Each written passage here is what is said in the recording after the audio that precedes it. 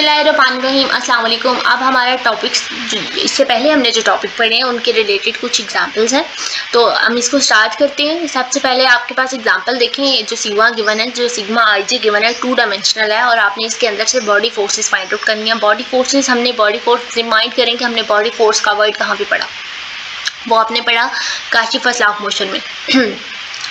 क्योंकि आपने Kashif of motion के अंदर एक एक्सप्रेशन भी देखा था स्टैटिक इक्विलिब्रियम के अकॉर्डिंग, हमने वो एक्सप्रेशन आपने याद रखना है। वो अगर आपको सिंपल कह देते हैं कि बॉडी फोर्सेस को फाइंड आउट करें, तो जब तक आपको ये एक्सप्रेशन याद नहीं होगा ना, तो तब तक आप ये नहीं कर सकते हैं। मैं इसको रिमूव करती हूँ ताकि आपको एक्सप्रेशन याद आ सके। सिग्मा जे आई कामा जे होता है प्लस एफ आई था। और अब आपने क्योंकि इसकी फोर्सेस फाइंड आउट करनी है, आपके पास 2 फोर्सेस होंगी। किस तरह से 2 फोर्सेस होंगी, क्योंकि ये 2 डायमेंशनल सिस्टम है। आपके पास एक फोर्स F1 आएगी, एक फोर्स F2 आएगी। फाइंड आउट कर लेते हैं। आप मैंने आपको वहाँ पे भी बताया था, जब आपने आई को फिक्स कर लेते और जे को वैल्यू देते जाना है। आई को जब आप फिक्स कर लेंगे, आई को मैं यहाँ पे पहले 1 फिक्स कर लेती हूँ, फिर जे को 1 और 2 वैल्यू देती हूँ, फिर मैं आई को 2 फिक्स कर लूँगी, जे को 1 और 2 वैल्यू दूंगी। जब आप आई को फिक्स कर लेंगे, मैंने यहाँ पे आई को अगर फिक्स कर लिया, 1 फिक्स कर लिया, फिर मैंने जे को पहले 1 वैल्यू दी, तो कामा 1, और यहाँ पे भी कामा क्या आएगा, 1 ही आएगा। फिर मैं सिग्मा नहीं लिख रही यहाँ पे, बस इसको डायरेक्ट लिख दिया मैंने। फिर मैंने क्योंकि आई को तो फिक्स किया हुआ है 1, और फिर मैं यहाँ पे जे को वैल्यू देती हूँ 2, और यहाँ पे भी इसका डेरिवेटिव विद रिस्पेक्ट टू क्या आएगा, 2 आएगा। तो यहाँ पे क्या इसको लिख सकते हैं हम, पार्शियल सिग्मा 1 का डेरिवेटिव विद रिस्पेक्ट टू 1 है, तो मतलब पार्शियल सिग्मा 1 का derivative with respect to partial x1, फिर पार्शियल सिग्मा 2 का derivative with respect to partial x2, और x1 का मतलब होता है x और x2 का मतलब होता है y। मतलब x1 को आप x भी लिख सकते हैं और x2 को आप यहाँ पे y भी लिख लेंगे नेक्स्ट ऑनवर्ड। अब हम यहाँ पे इन्होंने जब आप मैंने तो यहाँ पे पहले i को फिक्स किया 1, अब आप यहाँ पे i को 2 फिक्स करें और j को 1 और 2 वैल्यू दें, तो आपके पास इस तरह का एक्सप्रेशन एक और बन के आएगा, जो कि यहाँ पे लिखा हुआ है।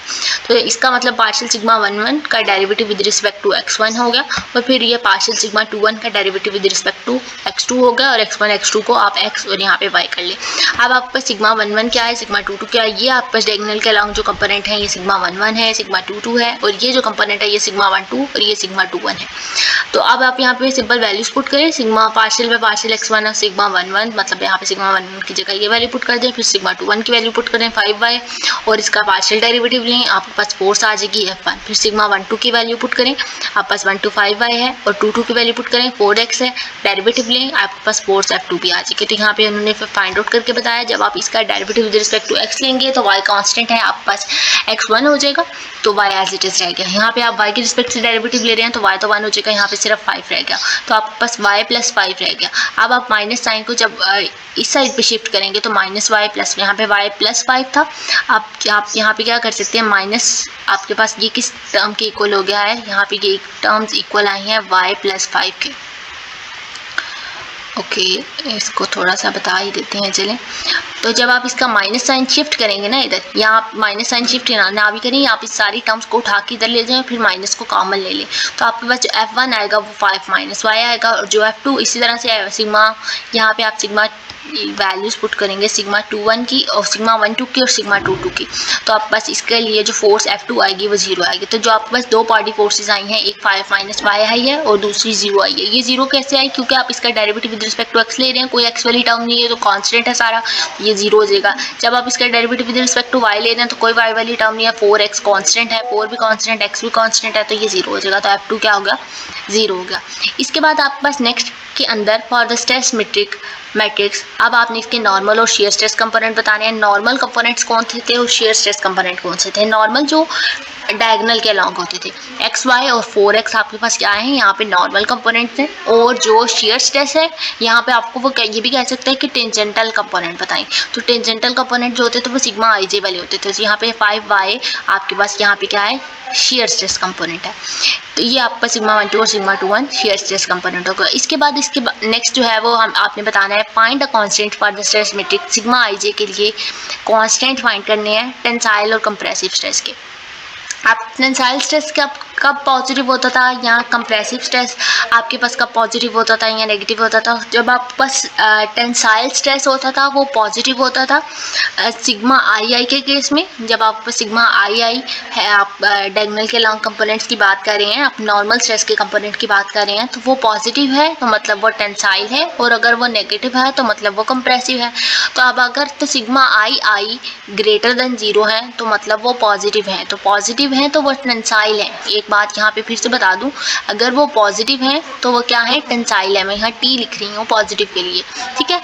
तो अब आपके पास सिग्मा आई के कंपोनेंट्स के लिए ये कंडीशन थी, याद रखें, टेंसाइल और कंप्रेसिव की, ये सिग्मा आई के लिए कंडीशन थी। मतलब इस दो पे सिर्फ ये कंडीशन अप्लाई हो सकती है। तो एक्स वाई ग्रेटर देन 0 है तो ये पॉजिटिव है, 4x ग्रेटर देन 0 तो ये पॉजिटिव है। तो ये आपके पास दो कौन से कंपोनेंट्स हैं? टेंसाइल कंपोनेंट है।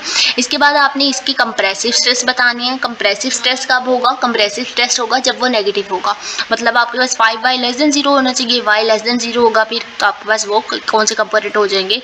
कंप्रेसिव स्ट्रेस हो जाएगा। अब सिग्मा 1 सिग्मा 2 ग्रेटर देन 0 है, टेंसाइल स्ट्रेस के कंपोनेंट है। एक्स वाई ग्रेटर देन 0 फिर x ग्रेटर देन 0 करें आप बस, क्योंकि यहाँ पे दो कंपोनेंट है, फिर y ग्रेटर देन 0 करें तो आप बस ये कंडीशन फुलफिल हो जाएगी। 4x ग्रेटर देन 0 है, इन्होंने इसको एक ही दफ़ा लिख लिया x ग्रेटर देन 0, तो आप बस ये टेंसाइल स्ट्रेस के कंपोनेंट आ चुके हैं। इसके बाद आपने इसके कंप्रेसिव का बताने हैं, तो सिग्मा आई लेस देन 0 होगा तो कंप्रेसिव होगा, तो आप बस X Y less than 0 4x less than 0 sigma I के कंपोनेंट, सॉरी मैंने आपको यहाँ पे 5y वाले कंपोनेंट बता दिए बाय मिस्टेक। सिग्मा आई वाले कंपोनेंट जो थे वो टेंसाइल और कंप्रेसिव स्ट्रेस थे, तो सिग्मा आई वाले कंपोनेंट को ही अब आप लेस देन 0 कर देंगे। एक दफ़ा ग्रेटर देन 0 किया टेंसाइल स्ट्रेस के लिए और एक दफ़ा लेस देन 0 करेंगे कंप्रेसिव स्ट्रेस के लिए, और ये नेगेटिव होंगे जब कंप्रेसिव होंगे। मतलब नेगेटिव का मतलब होता है कि लेस देन 0 और पॉजिटिव का प्लस साइन का मतलब होता है ग्रेटर देन 0। अब आप इसके कंपोनेंट को लेस देन 0 करें, X Y less than 0 4x less than 0, फिर x लेस देन 0 होगा, यहाँ ऐसे हो सकता है कि y ग्रेटर देन 0, फिर यहाँ ऐसे हो सकता है कि x ग्रेटर देन 0 और y लेस देन 0, तो यहाँ पे दो कंडीशंस आपके पास बन सकती हैं। तो x less than 0 y greater than 0, 4x less than 0 तो मतलब x लेस देन 0, तो ये आपके पास इसके लिए कंडीशंस आ गई हैं। इसके बाद जो नेक्स्ट है वो है फाइंड द प्रिंसिपल स्ट्रेस। आपने principal stress of the stress rate find out करना है। प्रिंसिपल स्ट्रेस के लिए ये आपके पास जो फार्मूला है वो आपको पता होना चाहिए, sigma I J minus lambda I का डिटर्मिनेंट इक्वल होता है 0 के, ठीक है। तो ये आपके पास सिग्मा आई जे उसने बता दिया। इसका सबसे पहले तो हम उसके बाद माइनस लेमडा आई, लेमडा तो आपके पास एक कांस्टेंट है, आई मतलब है आइडेंटिटी मैट्रिक्स। अब बात आती है कि आपने आइडेंटिटी मैट्रिक्स की फॉर्म यहाँ पे क्या रखनी है, तो क्योंकि आपके पास सिग्मा आई जे 2 डायमेंशनल है तो आप आइडेंटिटी मैट्रिक्स भी 2 डायमेंशनल रखेंगे। आपके पास जो आइडेंटिटी मैट्रिक्स का कंपोनेंट आएंगे ना, मैं यहाँ पे इसको लिख रही हूँ -1 1 0 और 0, ठीक है। ये आपके पास यहाँ पे आई के कंपोनेंट आएंगे और यहाँ पे लेमडा आएगा, ठीक है। अब आप लेमडा को मल्टीप्लाई करते हैं, यहाँ भी लेमडा आ जाएगा, यहाँ भी लेमडा आ जाएगा। उसके बाद इसको माइनस करते हैं तो एक्स वाई माइनस लेमडा आएगा, 5y माइनस 0 आएगा, क्योंकि लेमडा तो 1 से मल्टीप्लाई होगा और इधर मल्टीप्लाई होगा, बाकी तो ये 0 ही रहेंगे, लेमडा इंटू 0 0, लेमडा इंटू 0 0, फिर 5y माइनस 0 आएगा और 4x माइनस लेमडा आएगा। तो ये कंपोनेंट इन्होंने डायरेक्ट लिख दिए। इसके बाद आपने इसका डिटर्मिनेंट लेना है, मॉड लेना है। डिटर्मिनेंट लेने हो तो हम इसका क्रॉस प्रोडक्ट लेते हैं, एक्स वाई में इन दोनों इसको इसके साथ मल्टीप्लाई करें, इसको इससे करें, दरम्यान में नेगेटिव का साइन आएगा, फिर इन दोनों वैल्यूज़ को मल्टीप्लाई कर लें। वैल्यूज़ को मल्टीप्लाई करने के बाद अगर ये फैक्टराइज होती हैं तो फैक्टराइज कर लें, अगर अदरवाइज आप उसके ऊपर क्वाड्रेटिक रूल लगा लें। तो ये इसको मल्टीप्लिकेशन के बाद टर्म्स आएंगे। इसके बाद आप बस ये इजीली सॉल्विंग हो सकती हैं। हमने इसके ऊपर क्वाड्रेटिक फार्मूला लगाया, quadratic formula -b plus -b² minus 4ac/2 होगा। लेमडा की वैल्यू आपके पास आ जाएगी इस तरह से कुछ। तो आपने ये lambda principal stress find out करना था। होप सो आपका कंसेप्ट क्लियर हो गया होगा। मेरा काम कंसेप्ट क्लियर करना है, आपका काम प्रैक्टिस करना है। प्रैक्टिस करें एक दफ़ा इसकी, ताकि आपका पेपर अच्छे से क्लियर हो, क्योंकि यहाँ से पेपर में मैंने आपको ये जो लेक्चर टोटली बताया है ये पेपर में आता है, MCQs आ सकता है, शॉर्ट क्वेश्चन आ सकता है, तो आपने इसकी प्रैक्टिस करनी है ज़रूर, ठीक है। तो अगर वीडियो अच्छी लगे तो प्लीज़ चैनल को लाइक कर सब्सक्राइब कर दें, वीडियो लाइक कर दें, अपने फ्रेंड्स के साथ MTS 623 की प्लेलिस्ट को शेयर करें, फाइनल टर्म की प्लेलिस्ट को शेयर करें। अभी तक के लिए इतना ही, अल्लाह हाफ़िज़, थैंक यू।